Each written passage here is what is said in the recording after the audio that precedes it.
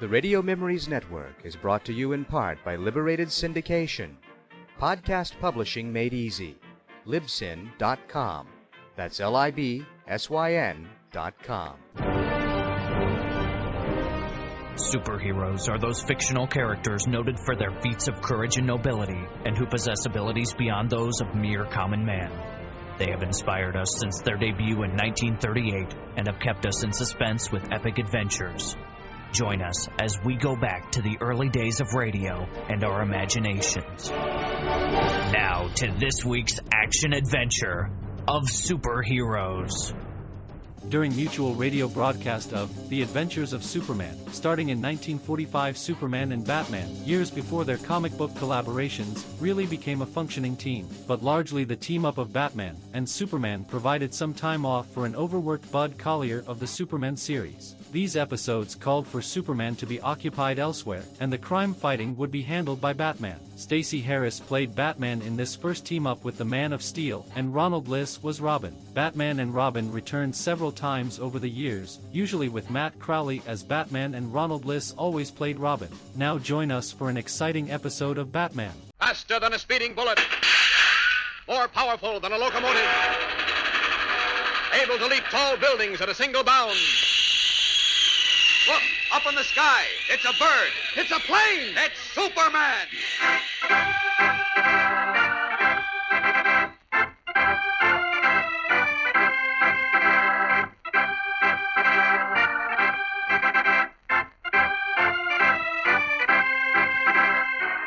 Yes, it's Superman, strange visitor from the planet Krypton, who came to Earth with amazing physical powers far beyond those of mortal men, and who, disguised as Clark Kent, mild-mannered reporter for a great metropolitan newspaper, wages a never-ending battle for truth and justice.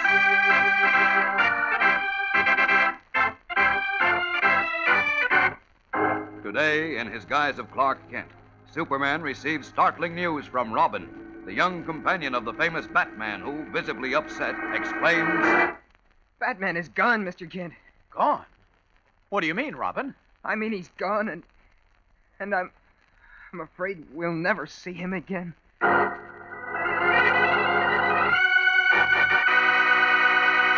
All right, gang, get set now for more Superman contest winners. You may be among these, so listen carefully. Out of Hackensack, Fargo, North Dakota, William Frost, Hastings, Nebraska. Jim Deller, Bellevue, Kentucky. Robert Jones, Jackson, Mississippi. Nancy Humphrey, Grants Pass, Oregon. Gail N. Dalbert, Buffalo. Rita Schweitzer, Brooklyn, New York. Mary Powell, St. Paul, Minnesota. Henry Phillips, Atlantic City. Donald Richardson, Tioga, Colorado. John Watkins, Grinnell, Iowa. Jerome Isaacs, Bronx, New York. Florence Brooks, Denver. Pete Kutralakos, Dover, New Hampshire. Joan Eisenstadt, Miami Beach, Florida. Mickey Speakman, Wilmington, Delaware. Robert Grasso, Glastonbury, Connecticut. Jimmy French, Louisville, Kentucky.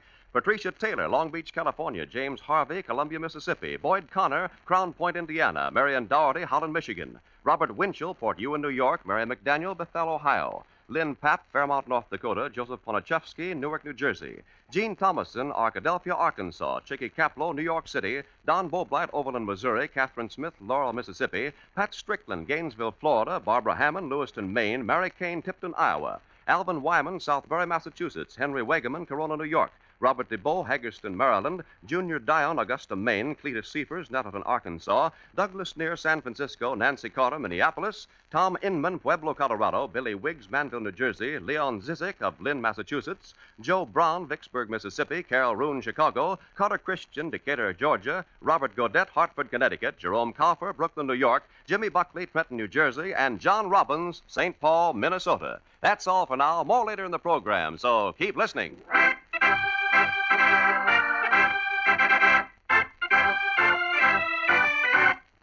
And now, the adventures of Superman.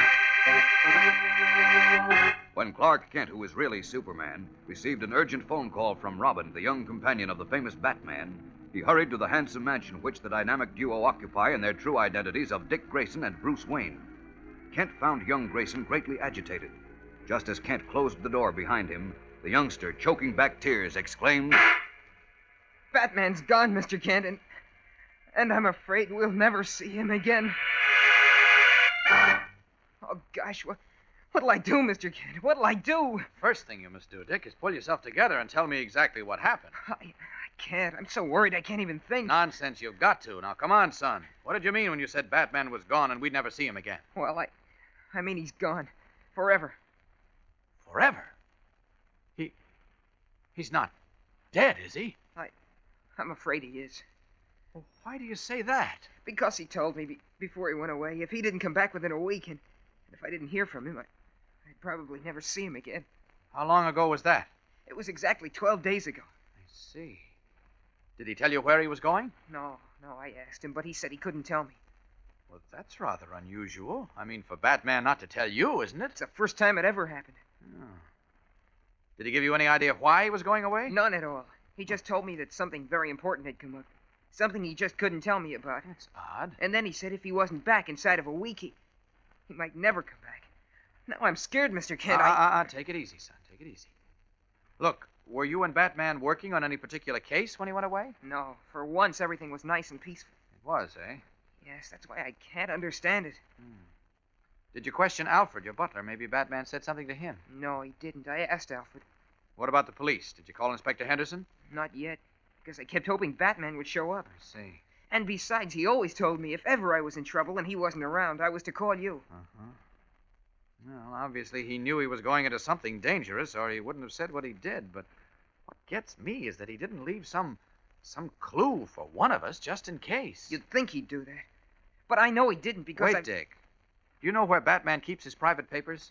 Yes, in a vault in his bedroom. Why? Do you have a key to the vault? It's a combination lock. I know the combination. Good. Let's go up and have a look at this vault. It's just possible we'll find a clue there.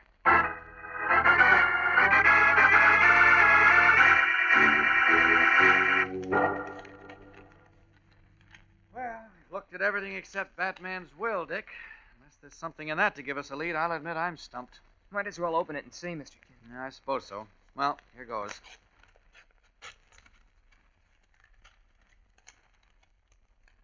It's very short. I, Bruce Wayne, being of sound health and mind, declare this to be my last will and testament. Lists several charities he leaves a lot of money to, and I bequeath the bulk of my estate to my friend Richard Grayson. That's you. Look, are you sure there isn't anything else in his will? No, nothing that would give us a lead. Oh, gosh, what'll we do, Mr. Kent? I don't know. Somehow this just doesn't add up, Dick. I'm sure Batman wouldn't have walked out knowing he might never come back without leaving some tiny hint. Wait a minute. Maybe he couldn't. Didn't have time. Didn't have time. Look, where were you and Batman? I mean, the last time you saw him. Right here. I was asleep in my room. He came in and woke me up. Was he alone? Sure. Wait a minute. I've been so upset I forgot about it. Forgot about what? I think there was somebody with him. Somebody who was standing right outside my door. Can you remember who it was? It was too dark to see well, but I think it was the same man Batman was talking to in the study. When was this? Earlier in the evening. Some man came to see Batman. He took him into the study downstairs. I see. Did you get a look at him? No, I was getting ready for bed when I heard the doorbell. Batman let him in, and then I heard their voices in the study. Did you hear anything they said? No, the study door was closed, you see, and I was pretty sleepy. So all I heard was a murmur of their voices. I see. Then Batman disappeared that night. Yes. And now I'm almost sure that man, whoever he was standing right outside my bedroom door when Batman said goodbye to me. And that may be why Batman couldn't tell you any more at that time. That's right. Of course. Come on, Dick. Let's go down to the study. I want to have a look around there with you.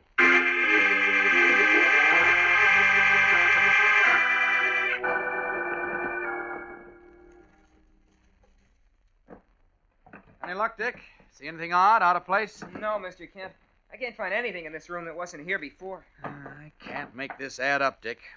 Because I'm so sure Batman wouldn't have walked out without leaving us some hint. Wait a minute, what's this? Oh, that's our recording machine. We use it to record important phone calls or some special radio programs. I see. When's the last time you or Batman used it? Do you remember? Oh, sure. Time we were trailing the Umbrella Man. Oh? We expected him to call up and try and make a deal with us. He did, and the recording of his phone call helped us send him to jail. Yes, I remember that story. That was several months ago. Yeah, I guess so. Well, you must have used it since then. No, that was the last time. I remember because I put a new spool of recording wire on the machine just a day or two before Batman disappeared. And we had no occasion to use it since. Well, there's something recorded on that new wire, Dick. Huh? Holy smokes, is there? Uh-huh. And this may be just what we're looking for. What do you mean, Mr. Kent? If the wire was blank a day or two before Batman disappeared, and now there's something recorded on it, it may mean Batman used the machine when he was with the stranger on the night he disappeared. You mean Batman might have recorded something on the machine to tell us where he went? Could be. Let's play the recording back and find out.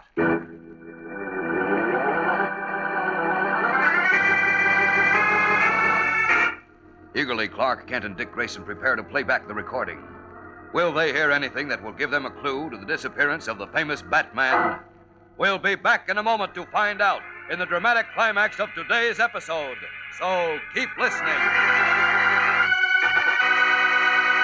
Stand by now for more contest winners. Here they are. Anthony Tallarico, Brooklyn, New York. Sven Bauman, Rochester, New York. William Ellis, Roxbury, Massachusetts. Bob Saylor, Holland, Kentucky. Sylvia Sherman, Norwich, Connecticut. Wilma Hill, Springfield, Missouri. Dana Sorantos, New Brunswick, New Jersey. Jeremiah Lee, Columbus, Ohio. David McHold, Tacoma Park, Maryland. Carl Vassar, Pittsburgh, Massachusetts. Robert Tillman, Washington, D.C. Paul Berenger, Denver. Billy Swanson of Miami, Florida. Howard White, Dover, Delaware. Alan Waxman, Denver. Warren Gunter, Rodando, California. Joyce Kohler, Louisville, Kentucky. Lorene Gertz, Victoria, Kansas. Bruce Bogard, Cedar Rapids, Iowa. Patty Bowles, Morristown, Indiana. John Crew, Oak Park, Illinois. Charlotte Redmond, Atlanta, Georgia. William Chase, Newton Center, Massachusetts. North Shine, Bridgeport, Connecticut. John Campbell, Hyatts, Maryland. Darrell Senier, Alton, Illinois. Robert Sullivan, Concord, New Hampshire. Gerald Hyman, Trenton, New Jersey. Joan Sadler, Bowling Green, Kentucky.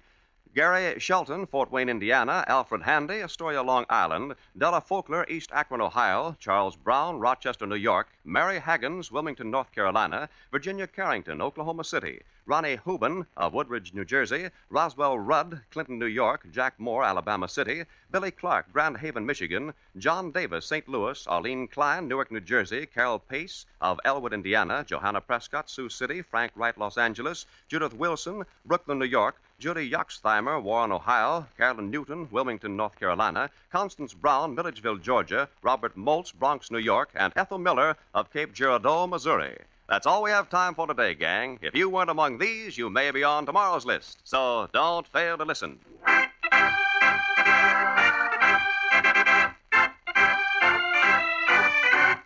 And now, back to the adventures of Superman. In the famous Batman study, Clark Kent and Dick Grayson, who is Robin, are about to play back a spool of wire discovered in a recording machine in an effort to find a clue to Batman's mysterious disappearance. Adjusting the machine, Kent calls out, Okay, Dick, turn it on. Right, Mr. Kent. Here goes. That's a strange request, Mr. Jones, you said your name was? That's Batman, Mr. Jones is right, Mr. Wayne.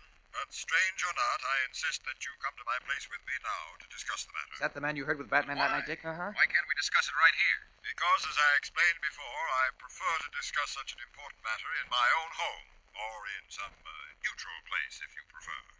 You think I might have spies around here, huh? Let's just say I prefer not to take chances. I see. What are they talking about? Quiet, Dick. We'll find out. Mr. Jones. You don't want to take chances, but you don't hesitate to ask me to take them. You come here with some cock and bull story. It's not a cock and bull story, Mr. Wayne. I've told you the truth. Maybe. And maybe your name is Jones. But you must admit it sounds pretty fishy. I mean, telling me as little as you have and then asking me to go somewhere with you alone. How do I know you're not leading me into an ambush? Why should I? Well, I am pretty rich, you know. You may have some ransom idea in your head. Gosh, listen. That's sheer nonsense, Mr. Wayne, as you'll find out. But we're wasting time. Will you come to my place? Sorry, Mr. Jones. I'm not a coward, but neither am I a fool. You'll have to tell me more. And if I refuse? I don't go with you. I think you will, Mr. Wayne, because if you don't...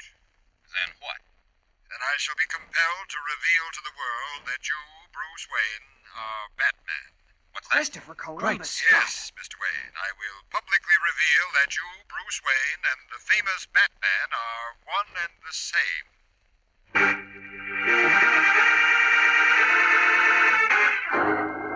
Shocked, Clark Kent and Dick Grayson stare at each other in wonder and dismay as the recording completes its playback. Who is the mysterious and threatening Mr. Jones who has somehow discovered the secret of Batman's double identity? The secret Batman cherishes as much as Clark Kent guards his own identity as Superman.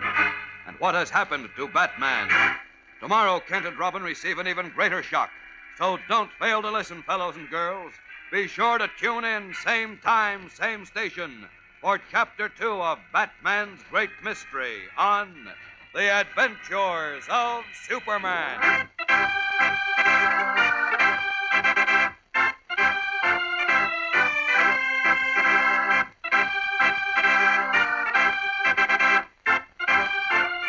Superman is a copyrighted feature appearing in Superman DC Comics magazine and is brought to you Monday through Friday at this same time. This program came from New York. Stay tuned to your mutual station for Captain Midnight, which follows in just a moment. And right after Captain Midnight, you will hear Tom Mix and his Ralston Straight Shooters. This is the Mutual Broadcasting System.